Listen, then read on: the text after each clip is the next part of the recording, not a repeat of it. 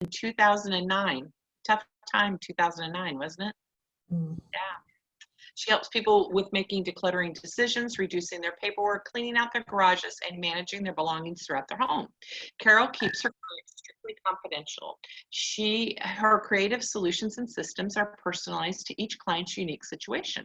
She's proud to be a member of NAPO, the National Association of Productivity and Organizing Professionals, and is included in Expertise.com's list of best home organizers in Austin for 2020. And we came to meet Carol. She's been a panelist before for us in our decluttering, but she has a passion for paper and for scams and for things like that. She said, if you ever have an opportunity to talk about scams, I would love to be that person. What we're finding right now, which is really sad, Carol, and I'm sure you're going to share with us, is a lot of people are coming out of the woodwork right now. Oh, yeah. And potentially taking advantage of people. So we're so excited to have you. This is very timely that you're here. And without further ado, me and Natalie will get off the screen and we're going to let you take it away. Okay. So I can share my screen here.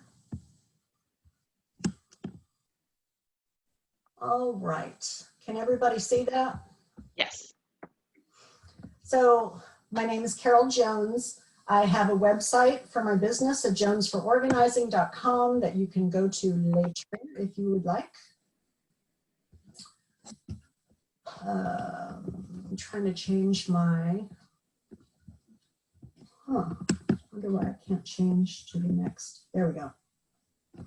So I'm going to tell you a couple of brief stories about myself and why I got so interested in this.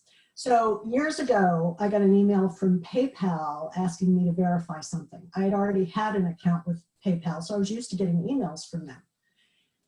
And so, like the good little compliant person that I am, or used to be, I clicked on the link in the email and I started filling out the form.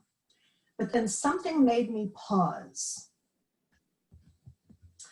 I can't remember what it was. Maybe it was asking me to put in my password, and I thought, why is PayPal asking me to put in my password into a form? It felt weird, so I got out, I clicked out the window and stopped filling out the form and never went back to that email again. All of that is to say, listen to your intuition. If something you're doing online doesn't feel quite right, listen to that feeling, because it's very likely, especially nowadays, that your intuition is telling you that you're dealing with a scammer.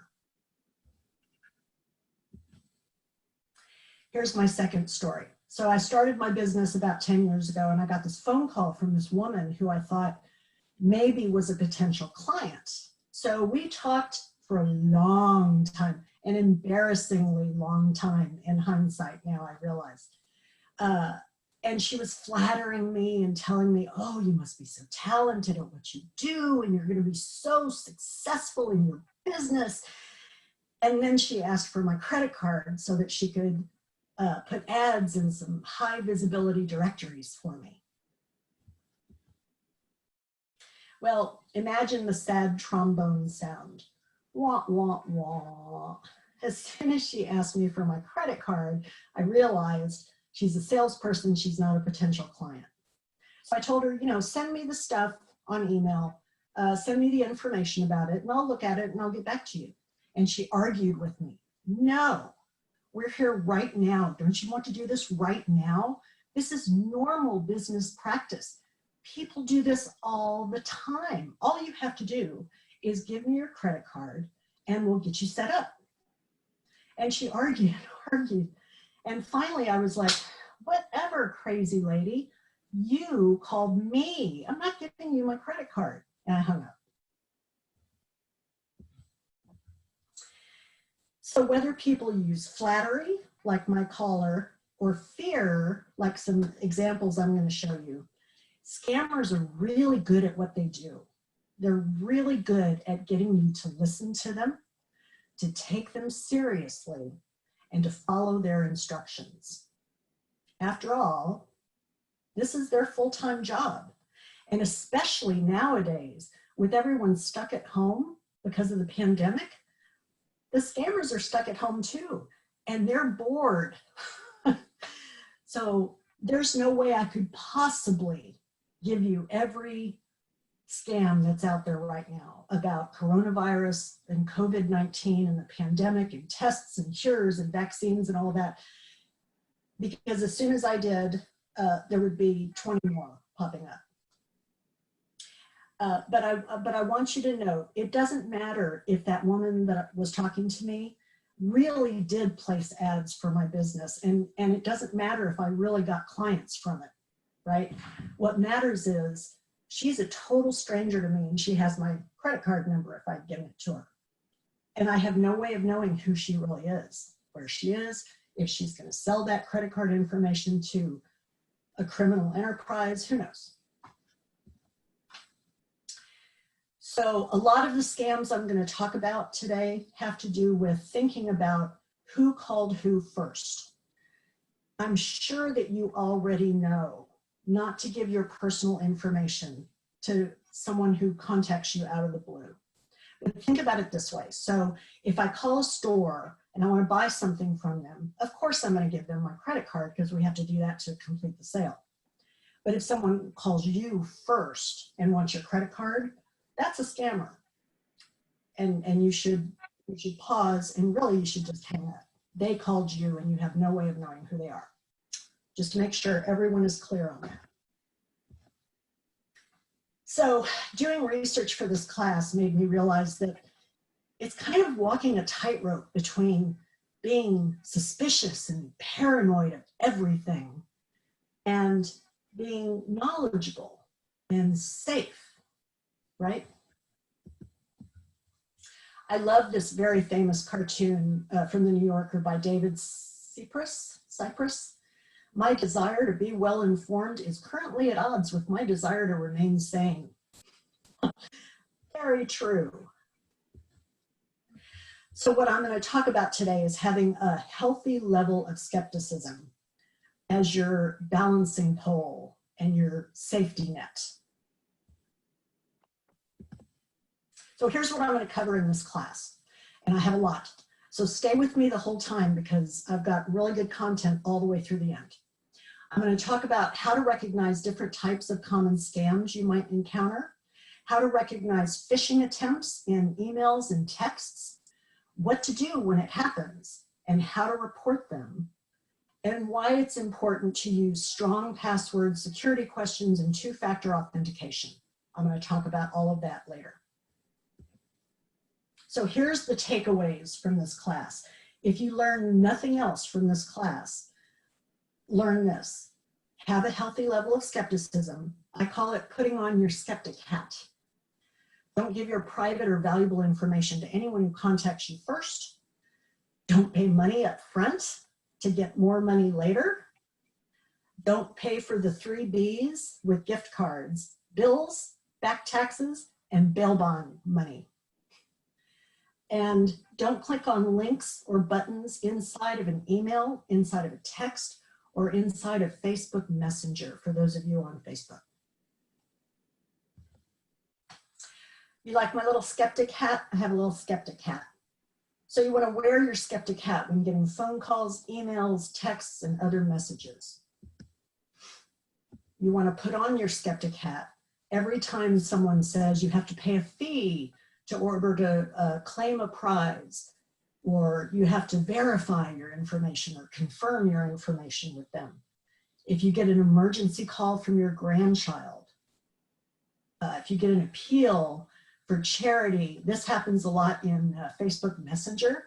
It'll look like a friend is contacting you with a post about charity, or anything that nowadays talks about a cure for COVID-19, or a test for coronavirus, or a way to get masks, or anything like that.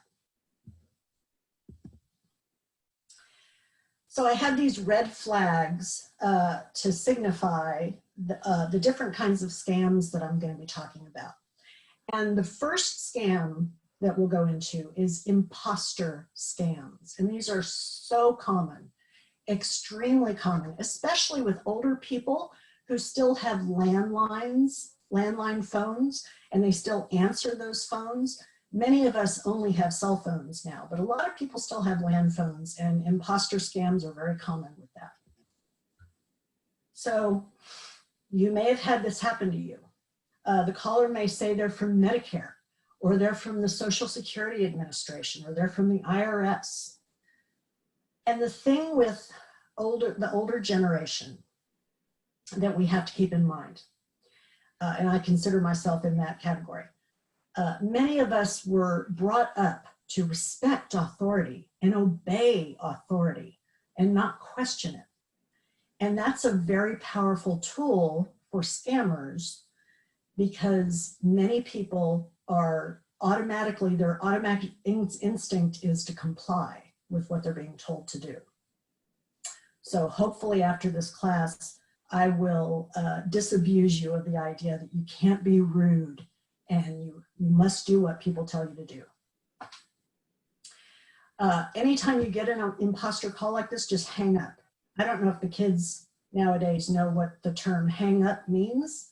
We used to have to physically hang up a phone on the wall. I guess they still say hang up, hang up.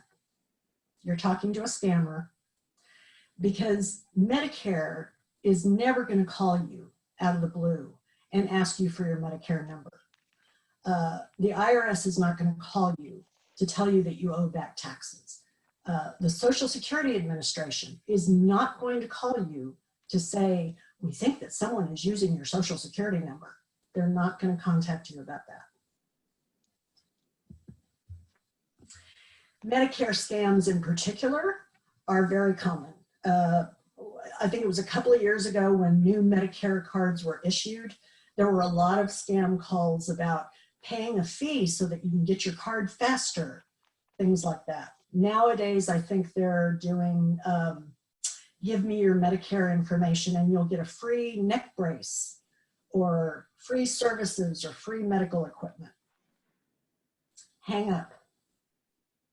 Just hang up.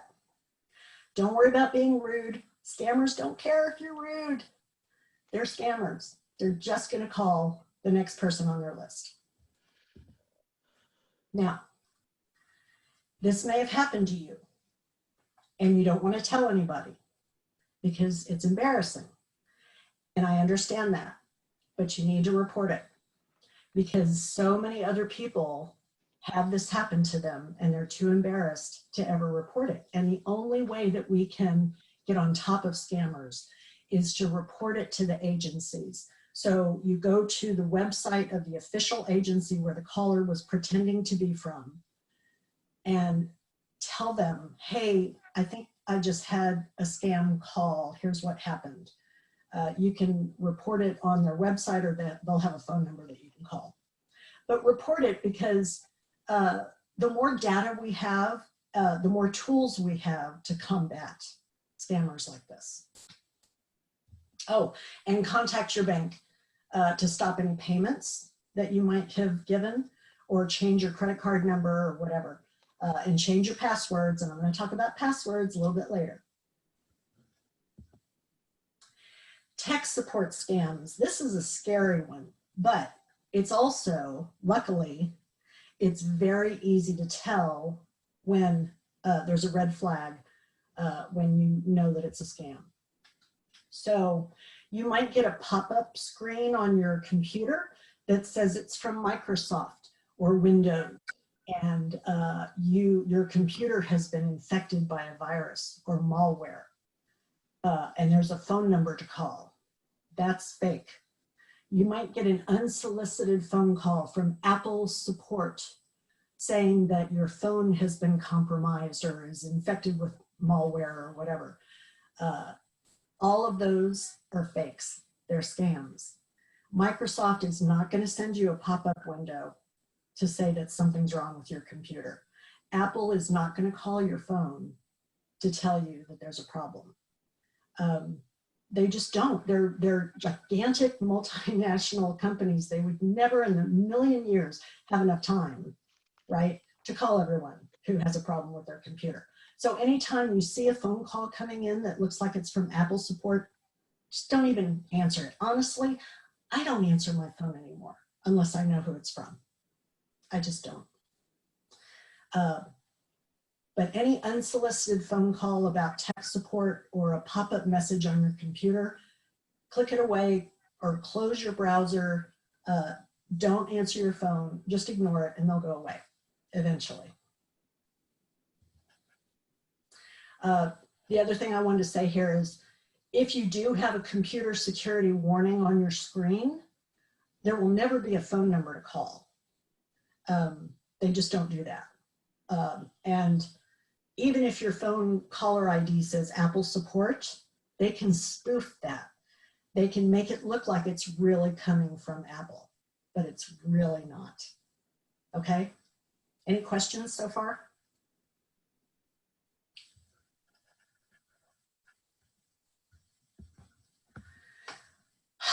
Ransomware. I could talk about this all day, but I won't. But just to tell you that the best protection against ransomware on your computer, having your computer held hostage, is prevention. So you want to do regular backups on your computer and your phone. Go to your provider and they can walk you through how to do that. Use an anti-malware, that should say anti-malware software on your computer. I use Malwarebytes. Windows Defender is good. Microsoft Security Essentials is good. And don't click on attachments or links or buttons in email or text because, and I'm going to talk extensively about links in emails and texts later. But the reason it's so important to not click on things like that is because that is a vector for inserting ransomware or malware on your computer. But we'll talk about that some more. So if you've already complied with a tech support scam, what do? If you can, change your passwords right away. Contact your bank if you gave them any financial information. Open a new browser window on your computer and go to the official website of that tech company. And they're used to people doing this. They have advice on what to do. Tell the tech company about that scam. Again, the more they know, the more tools they have to combat it.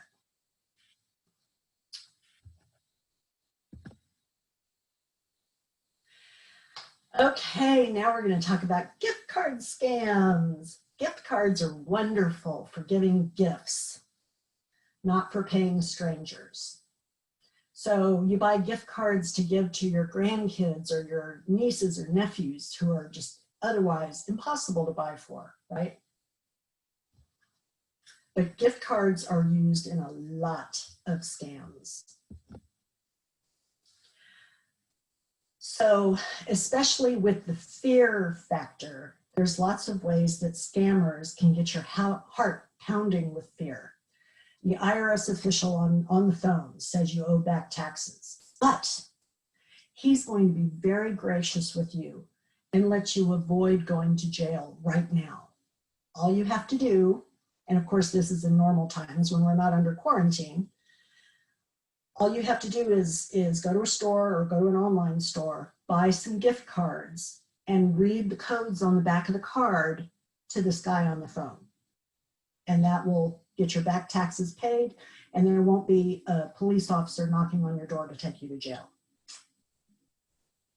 Or another example, and this happened to a friend of mine recently, her electric company called and sounded very genuine and said, you know, she was paying her bills by auto pay, but they said there was a glitch and a couple of payments hadn't gone through, and they're going to turn off her power in 5 hours unless she makes a cash payment right now. Or she could do it with Amazon gift cards or iTunes gift cards. Another example that's very common with older people is your grandchild messages you on Facebook Messenger or text or calls you or whatever. He's in trouble and he needs you to send him money right away. You can do it with prepaid gift cards, but whatever you do, please don't tell mom and dad. So when this happens, when you get a call like this, when my friend got the electric company call, it terrified her. She started shaking and was all ready to go ahead and comply with it. Your adrenaline gets surging and you're just not sure what to believe. But here's the clue. Once you hear that term, gift cards or cash payment, that's your clue. That tells you that's not really the IRS. And that's not really your grandchild. That's not really the electric company. You are talking to a scammer. So you can just hang up and be perfectly safe. And take a deep breath and calm down and then go report the scam. So I like to say, never pay the 3 B's with gift cards: bills, back taxes, or bail money, right? Scammers love gift cards because they're just like cash and the money is untraceable. Once you buy the card and give those card codes to someone else, it's like you've taken money out of your wallet and just handed it to them. Because there's no way to trace that money. There's no way to know who it is that got those card codes and ran off with your money. So gift cards are great for giving gifts, never for paying a stranger for something. There's no legitimate tech support company that will ask you to pay with gift cards. There's no government agency, there's no utility company. No one legitimate is going to ask you to pay with gift cards. So as soon as you hear that, that's your cue. You know, Apple support wanting iTunes gift cards? Yeah, no. But what if it's from a friend or a colleague talking about gift cards? Well, you want to put on your skeptic hat, right? So this is an email that I got from a friend of mine who I know really well. We're friends and we serve on a nonprofit board together. So we talk all the time. And so this is something that she might have sent me. So it says, "Hi, Carol," addressing me by name. "I need some couple of Amazon gift cards. There's some listed clients we are presenting the gift cards to for charity purposes. How quickly can you arrange these gift cards? Because I need to send them out before the end of today. A reimbursement check will be mailed to you. Your swift response will be greatly appreciated as this is urgent." So when I got this email, the first thing I did was I texted my friend Jay and said, "I got this really weird email from you. Do you know anything about it?" And of course she didn't. But that gives her a heads up that her email may have been hacked. So there's several red flags here I want you to notice. So the email showed my friend's name, but when I look at the email that it's actually from, it says P483 blah, blah, blah, virginmedia.com. She has several emails, but that's not one of them. So this is called spoofing. Just like the Apple support phone coming in on your phone call coming in, they can spoof who it's really coming from. And then there's the bad grammar, which is always amusing. "I need some couple of," and then the trifecta, asking for gift cards. Boom. I know that this is fake. So whenever someone attempts a gift card scam with you or is successful with a gift card scam with you, you want to contact the person who supposedly contacted you, your grandchild or your friend or whoever. Find out what's really going on. Call the power company and see if there really is a problem with your account. Report the scam to the Federal Trade Commission. And the website for that is ftccomplaintassistant.gov. FTC has amazing resources about all kinds of scams. You could spend all day reading about all the different scams that they know about. But there's an article on their website here, Paying Scammers Gift Cards, where they give you a lot of really good information about contacting Amazon or contacting iTunes and letting them know that there's a scam gift card out there. Does anyone have any questions so far? I'm kind of going through this fast. I don't see any. Okay. All right, so the next red flag is something that you're probably all pretty familiar with, but I'm going to tell you about it anyway. Fake checks and money drop scams. So if you've ever watched the sitcom Golden Girls, they had an episode called Cheaters that was all about this. So Blanche and Sophia fall for what's called a pigeon drop scam. They're at the mall, and a man walks up to them and talks to them about some money that he just found. And they all discuss, well, we can't figure out who it belongs to. What should we do with it? And then a woman walks by who is a nun, and they consult her because nuns are honest. And she suggests creating a bank account. And just to show good faith, they could all put their money in the bank account. And then when the rightful owner is found, they can all split the money. But unbeknownst to Blanche and Sophia, the man and the nun are in the scam together. These scammers usually work in teams. And the man switches the money with some worthless paper. And Blanche and Sophia lose their $1,000 each. It's a very common scam. And again, put on your skeptic hat. Anytime that someone approaches you about a money situation, be skeptical. And again, you probably know this, but I'm going to say it anyway. Don't ever pay money up front to get more money later. Don't pay to qualify for a loan. Don't pay to show good faith in an investment. Don't pay processing fees or management fees for winning a lottery or an inheritance. Don't pay to be reimbursed afterward. Okay. And again, the Federal Trade Commission has really great resources about all these scams. And this is a graphic from their website. If anyone sends you a check for any reason and asks you to send some money back to them, that's a scam. So it could be several scenarios. There could be a fee to claim a prize. You could be offered a secret shopper job where you have to pay a fee ahead of time.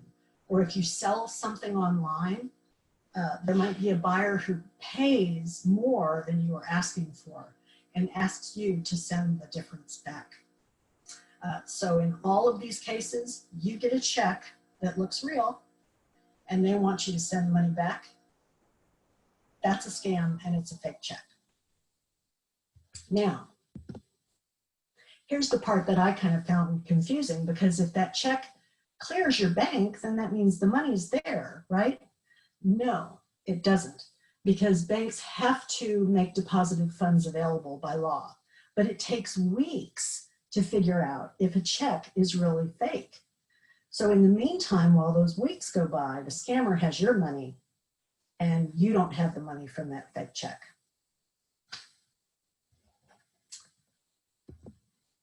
Okay.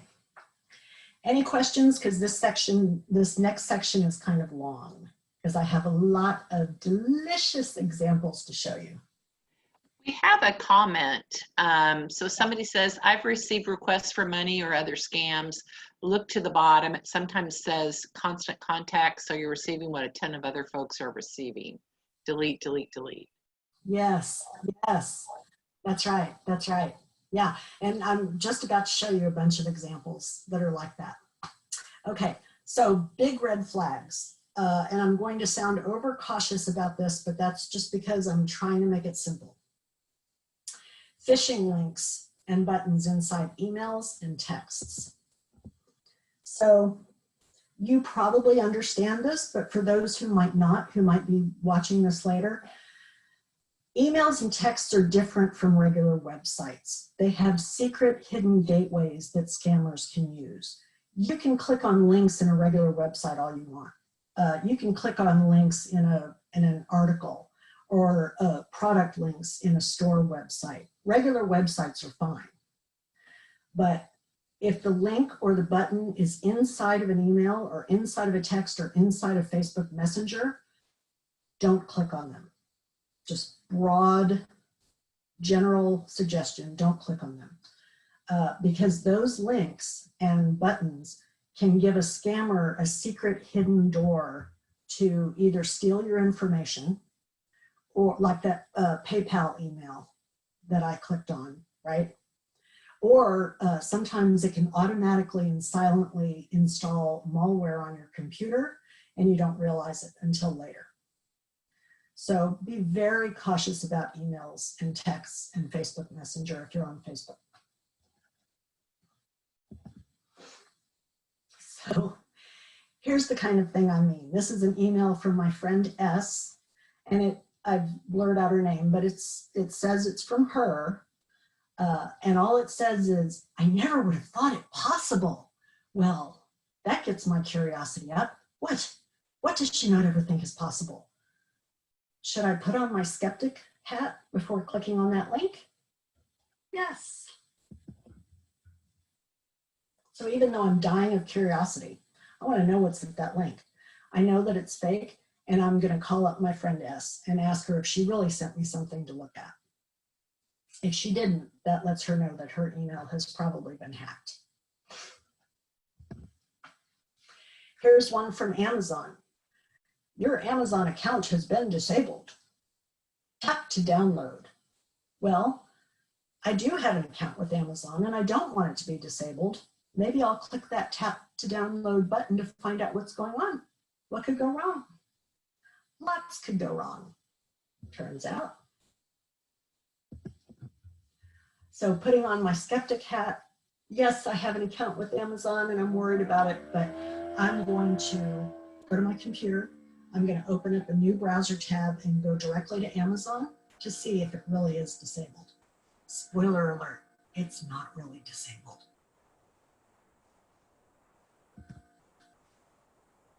Here's one from Netflix. We were unable to renew your membership for the next billing cycle of your subscription. Therefore, we will suspend your membership if we do not receive a response from your within 72 hours. Obviously, we'd love to hold on to your membership. If you change your mind, simply, you can restart your membership to enjoy all the best TV shows and movies. So they want you to click that renew membership button. But are you going to? Or are you going to put your skeptic hat on first? So there's 4 red flags with this one. First of all, there's no name at all. It's nothing that it doesn't say, hey, Carol, or dear Carol. There's no name at all. And what that means is that this Netflix message, this fake Netflix message is being sent to hundreds of thousands of people, probably millions of people. Because there's a percentage of people who will read this and see it and not think about it, and they'll click that button. So it's very lucrative. It's a very low-cost, lucrative way for scammers to operate because they know a lot of people are going to click that button. But there's 4 red flags. There's no specific name. There's bad grammar, a response from your. There's time urgency. You have to do this within a certain time. And there's a threat. We're going to disable your membership. All red flags. All reasons why you should let Netflix know about this message, but delete it and don't click any buttons. Or what if Netflix wants to give you something because of the coronavirus pandemic? We will give out 4 months of Netflix Premium to help you spend time at home. Spoiler alert, they don't. But someone wants you to click that link inside this text so that they can either download malware without you knowing about it or steal your information. Here's one that I got on my iPhone that looks like it's from Apple. Dear user, blah, blah, was used to sign into a new web browser. Blah, blah has been temporarily disabled for security reason. When you see this alerts, you can go to here to unlock your account. Your account will permanently disable if you do not verify your account under 24 hours. Well, it looks legitimate. It's got the real Apple address in Cupertino, California there at the bottom. Looks legit. but there's all 4 red flags here. First, dear user, that's not my name. Security reason and alerts, the grammar's terrible. The time urgency, under 24 hours, under 24 hours. And your account will be permanently disabled. So I'm going to report this to Apple, which I did when I got it. And I'm not going to click any buttons or answer it, reply to it. So here's a big one. I don't use Outlook, but a friend of mine sent this to me because she knew I was doing this class. Upgrade to the new mail features. Dear Outlook user, blah, blah, blah, blah, blah. I'll show you what the whole email looks like. And the whole sentence is a run-on sentence, and you could almost hear it in that robot voice that you get sometimes when you're on hold on the phone. We are upgrading our email database at the moment, so you are required to upgrade your account as soon as possible in order to get the new mail features, because you are using the old version of Outlook, which will be disabled in 24 hours. But then they add a sweetener. All upgraded users will have an additional 50 gigabytes to enjoy the new service. But then the threat, failure to upgrade once you receive this email will lead to email deactivation. It's a great example. I went the wrong way. It's a great example because bingo, we have all 4 red flags here. Dear user instead of your name, that's the first red flag. That right when you see that, you know that this message has been sent to millions of people. It's not for you. A random run-on sentence and capitalization of words, time urgency, it's going to be disabled in 24 hours, and a threat, deactivation. So you want to report this to Outlook, and of course, don't click that, click here to upgrade to the new version now button. Hey, Carol, we have a question. How do you report these scams to Apple, Amazon, Walmart, or whomever else? That is a great question. And the answer is, if you go to any of those official websites, so if you go to the website for Apple, or the website for Walmart, or your bank, or Amazon, or anything like that, they're used to hearing about this. And they will have instructions for you of exactly what to do, and they'll walk you through it. Did that answer your question? Sorry, yeah, I think so. Yeah. All of these companies are really, unfortunately, very used to seeing these scams, and they will have instructions for what to do and how to report it. Also, the Federal Trade Commission, I think I was showing earlier, and you can always watch this again later and see it, has a whole page of contact information for Apple and iTunes and all of those things. The FTC website is a really good resource for scams. So I wanted to show you this, but I don't necessarily want to recommend that you do it because it's tricky. I'm going to go back and show you.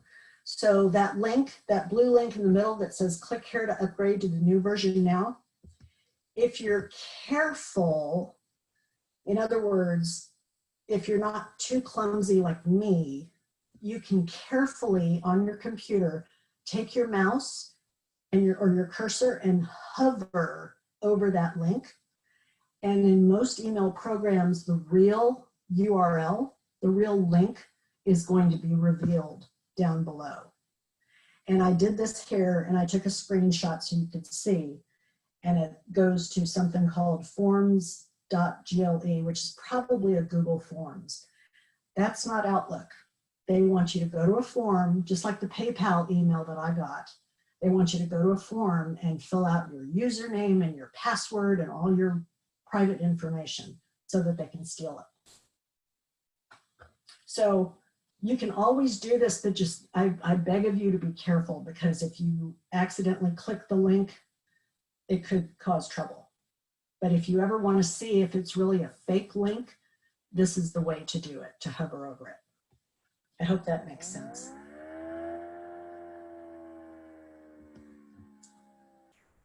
So here's a good example. This looks like it's from Chase Bank, doesn't it? It's got the logo, Fraud Protection Services. I would think that would be Fraud Prevention Services, but whatever. It looks legitimate, and it looks like they're trying to help me because somebody might be using my credit card. So there's buttons to click. Do you recognize this charge at Best Buy? Yes or no. I don't see any really obvious grammar mistakes. And all I have to do is click the yes or the no button. And look, it even says, if you need to speak with us, call the number on the back of your credit card. And that's what Chase Bank wants you to do. And helpful security tips. Chase will always alert you if any suspicious account activity has been detected. So it really looks like a real email from your bank. But, oh, there it is. There's the red flag. Hello, customer. And then down below it says, dear customer, right there. That tells you that this is fake. And this is being sent to millions of people. And who knows how many of those millions of people are going to click yes or no inside that email. Very sneaky. And again, I did a screenshot just to show you. So I was very careful. And I hovered my cursor over the yes button to see what the actual link was really going to take me to. And it's some weird thing in Spain. The URL has .es in it, which is the domain for the country of Spain. So why is Chase Bank sending me to a domain in Spain, right? So what do you do if you get an email from your bank? Or say the post office that says, oh, you have a package that you haven't picked up, right? Or an email from IRS or Social Security or anyone else. I'm going to be super, super overly cautious and tell you that even if they address you by name, even if the grammar seems good, even if the links, even if you hover over the links and they appear to be valid, even if, it's better not to click those links because it's just too easy for scammers who are getting smarter all the time and cleaning up their grammar all the time.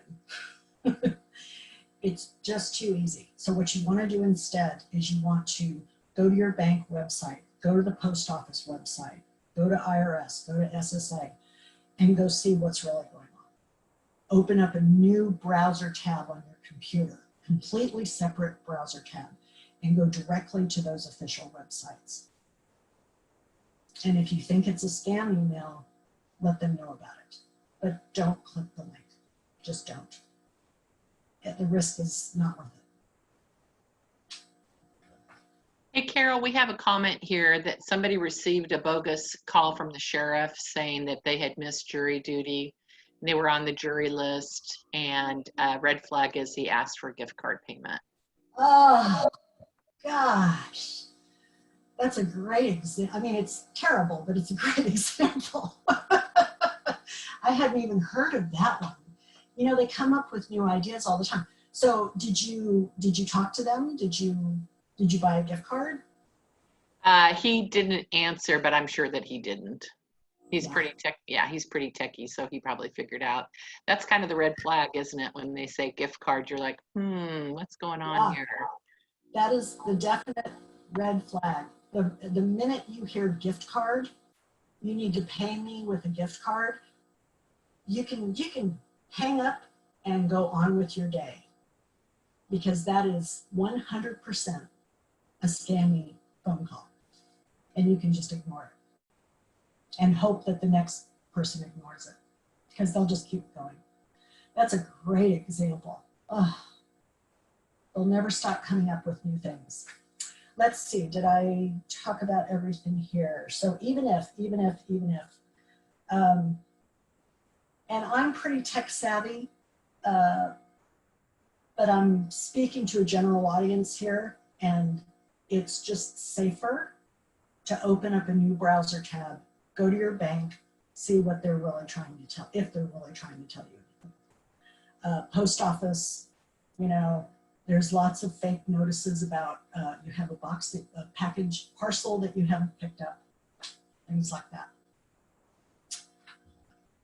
How are we doing on time?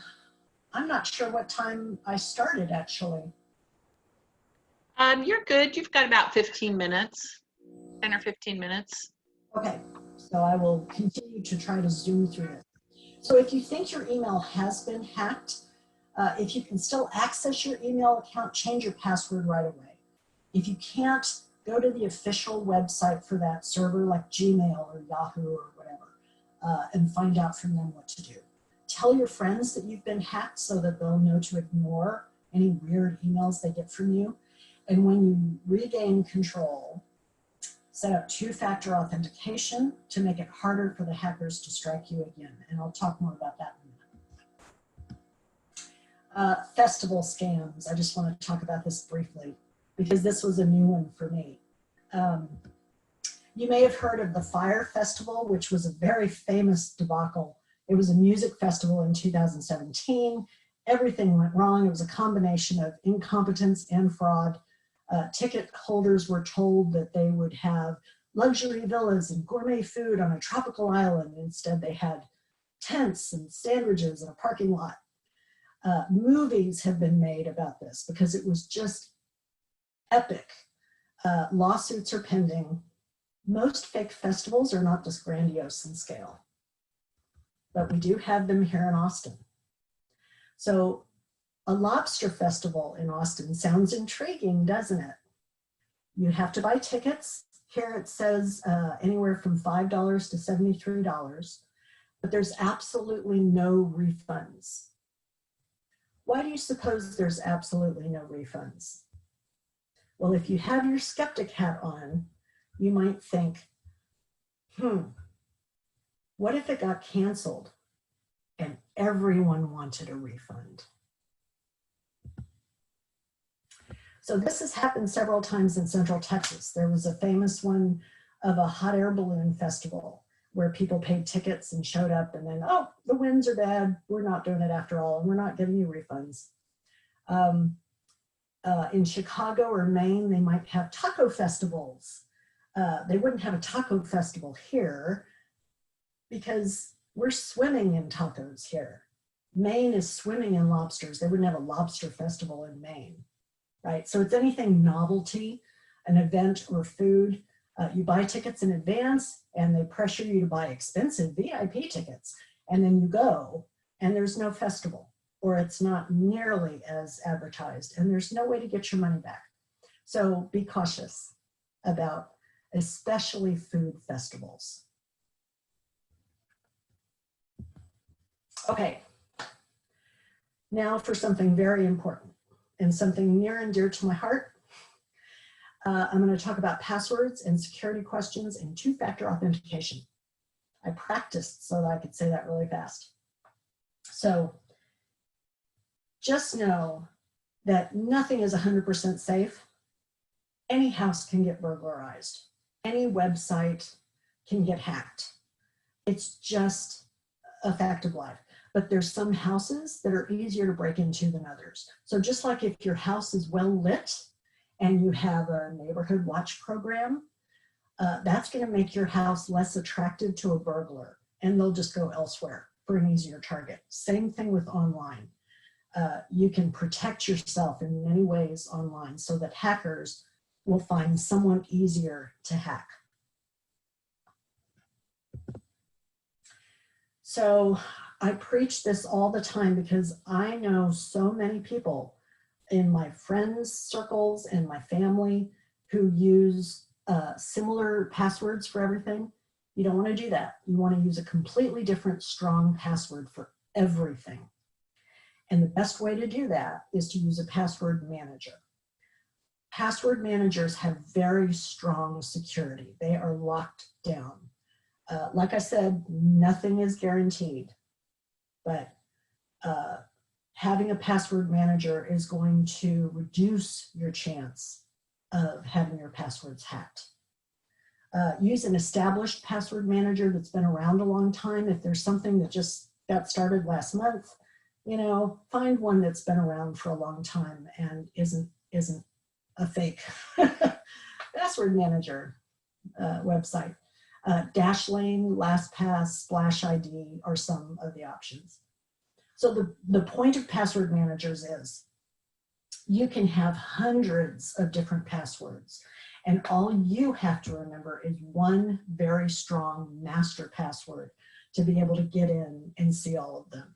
In my password manager, I checked the other day, I have over 600 different passwords for everything I do online. But I don't have to remember them all. All I have to know is how to get into that password manager. And my husband knows how to get into the password manager. Your spouse or your partner or your roommate or your caretaker should know how to get into your password manager, but nobody else, obviously. But having said that, that's my recommendation. But I understand that a lot of people are like, I'm not doing that. I keep my passwords in a paper list. Well, that's good. I can understand that. I respect that. But make sure that that paper list is not easily findable, right? Keep it well hidden. Some people use an Excel spreadsheet for passwords. That's okay too, but you know, make sure there's a master password to get into that Excel spreadsheet, if that makes sense. Okay. Change your passwords frequently. Everyone says this all the time, and it's a pain to do. But if you have a password manager like I do, it makes it really easy to tell yourself this is the new password, this was the old one. And be smart with passwords. I beseech you to take this seriously. The easiest hack is finding people who use the word password as their password, or 1, 2, 3, 4, 5, 6, 7, 8. You want to create passwords that are easy for you to remember, but hard for others to guess. So you don't want to use your childhood nickname or your pet name or your birthday or anything that somebody can guess. And don't use variations of the same password for multiple sites. I know it's so much easier to say password 1, 2, 3 and then password 4, 5, 6. Don't do that, because it's very easy for hackers to figure those out. Once they have one, they'll try variations on that one on all your other sites. I hope that makes sense. So here's some password ideas. One trick is you can use the first letters of a sentence or a phrase or a song lyric.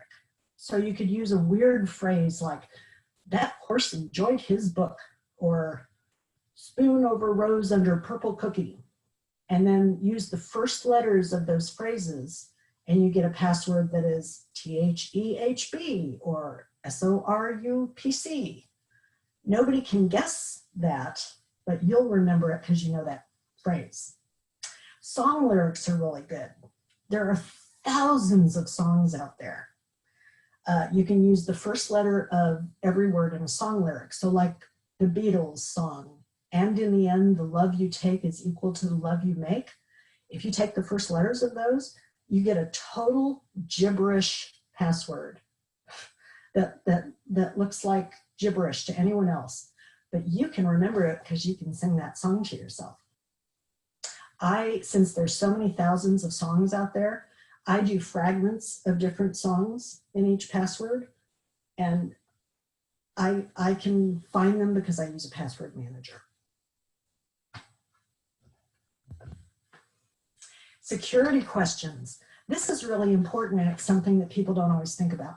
So you might have a security question that asks you for your mother's maiden name. Well, don't give your real mother's maiden name, because people can look that up. Or your favorite sport, or your first car.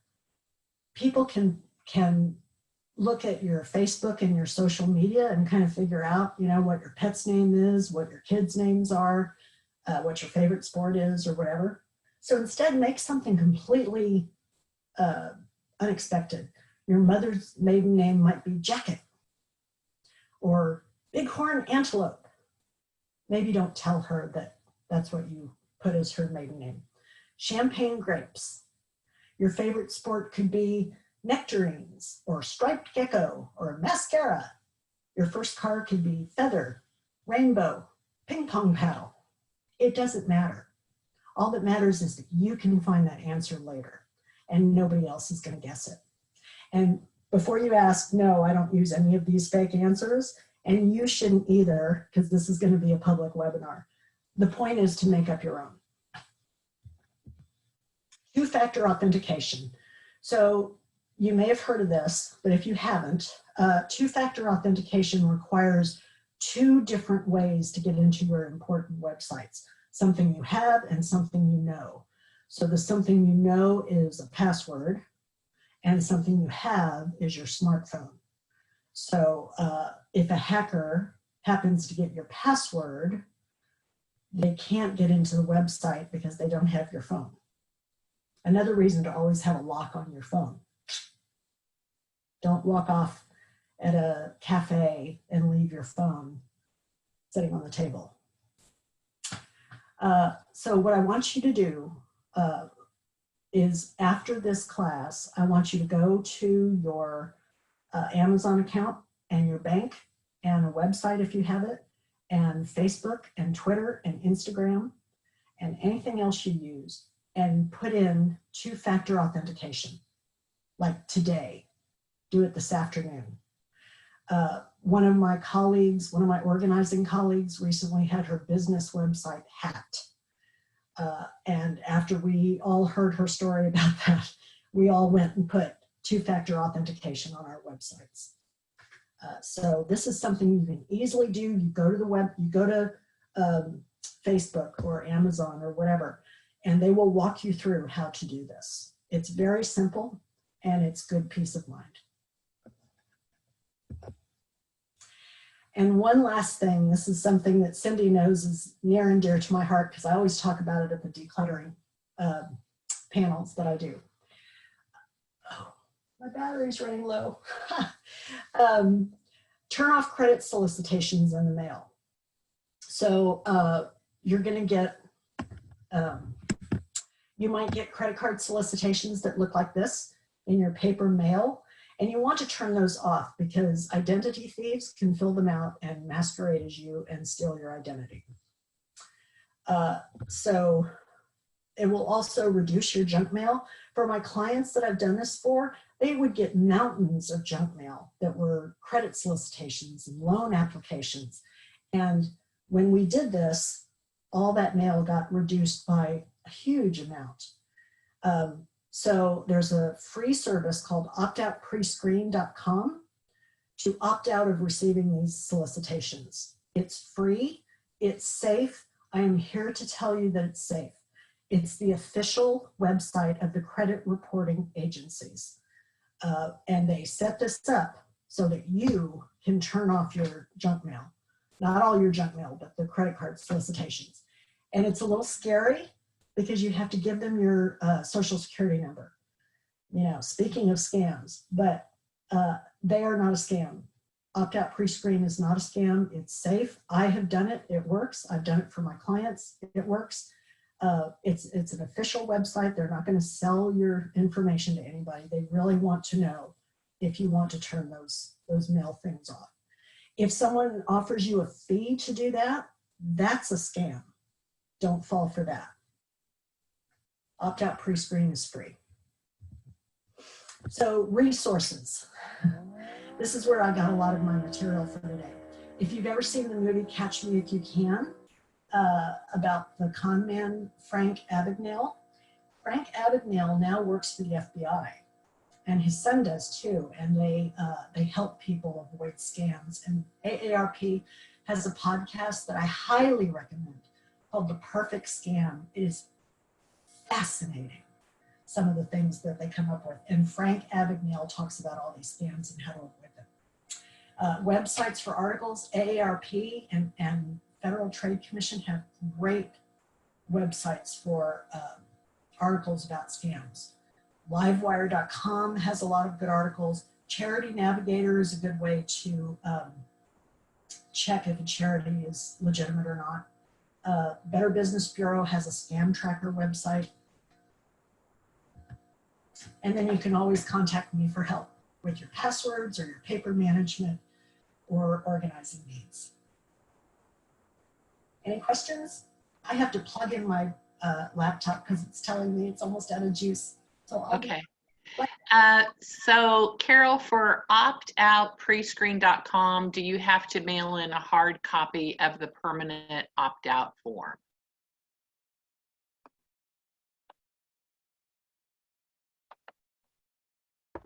It looks like we just lost Carol. Her computer maybe died. Yeah, we'll wait for a second for her to come back in. So that was one of the questions. And then Natalie, will you look for her to come back in? It looks like Brian also said that he checked with the Lakeway police and they said that that was a scam, where somebody had said that he was supposed to come for jury duty. Hey, Brian, while we're waiting for Carol to log back in, did you want to tell us a little bit about what you're working on right now, the project that you're working on? Let me make him able to talk. Okay. Okay. Okay, there I am. Hi. Hey, Brian. I just unmuted my microphone for you, and now I'm all set. We continue to record people's life stories, even though we're in a lockdown situation. So we now do it through FaceTime. No software to download, just answer a FaceTime phone call. And if somebody wants to do that in a lockdown senior center or at home during a stay-at-home order, we can record their life story so they can leave it for future generations. They just have to send me an email, and my new email is recordourseniors@gmail.com. Recordourseniors@gmail.com. And then I think we're going to put some information too on our website too. So if they need some information from you, we can do that too. During this, there's no charge for any of this too. So it's free service, no credit cards involved, no You don't have to give a credit card over the phone? Yes, well, you don't have to do that. I know initially when I was talking to Carol, she was also saying that there's a lot more scams now going on in regards to the check that everybody is going to be getting from the government. And her comment to me was, nobody's going to call and ask for your information about sending you a check. So if somebody does, it's a scammer. So Yeah, those checks, yeah. A great thing to do is to call the bank or call the government office that's supposedly issuing the check and check with the source there. Don't take for granted that the person who's contacting you is legitimate. Yeah, they're not going to contact you. They're too busy. Well, I'm not seeing Carol come back on. Are you, Natalie? No. No. So the perils of working from home, it looked like maybe her laptop wasn't plugged in, but I felt like what she brought to the table was so pertinent to what we're doing right now, and just making sure that everybody is safe and making sure that your gut feels good before you give information over the phone. I know my husband just had a scam. I can't remember the whole thing, but he basically had to cancel his credit card. So, you know, even the smartest of people, it sounds like it's too good to be true, and it turns out that they're taking advantage of you, which is no good. But thank you all for being here today. I have a poll. Let me see if I can pull my poll up. And Natalie, I wonder, maybe I can't do a poll since I'm not the host.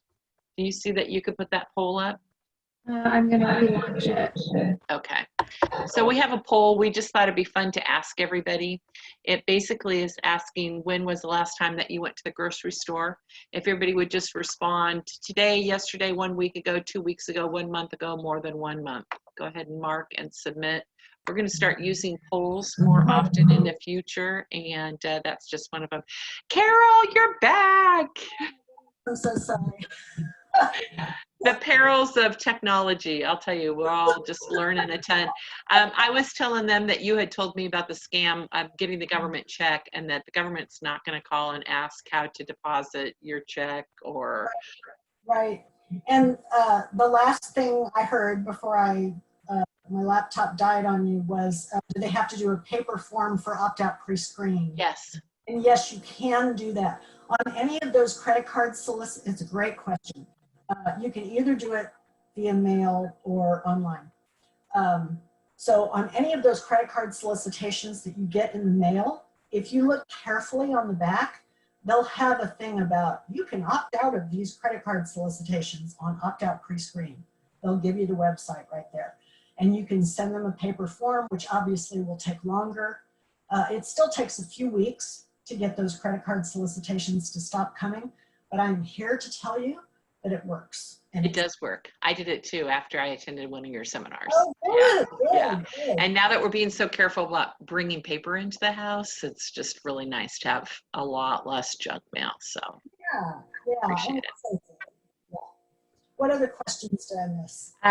No other questions at this point. If you want to just kind of give us one last oompa before we leave. Oh, here's the results of our poll.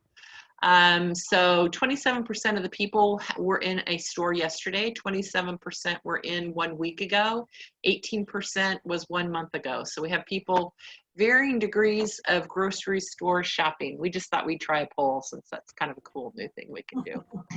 So Carol, wrap us up of this great seminar that you provided today on scams. Okay, can I close this poll window? Yes. So hopefully, if you got nothing else from today, I hope you will be much more cautious about phone calls that you might get and links in emails that you should be very cautious of, and strengthening your passwords and making up fake security question answers and using two-factor authentication on everything. Facebook, Twitter, Instagram, your bank, your website, things I'm not even thinking of. But right after this class, go to those websites and they'll walk you through how to do it. Excellent. Thank you so much. We'll see you next time, everybody. See you next week. Bye. Bye-bye. Thank you, Carol.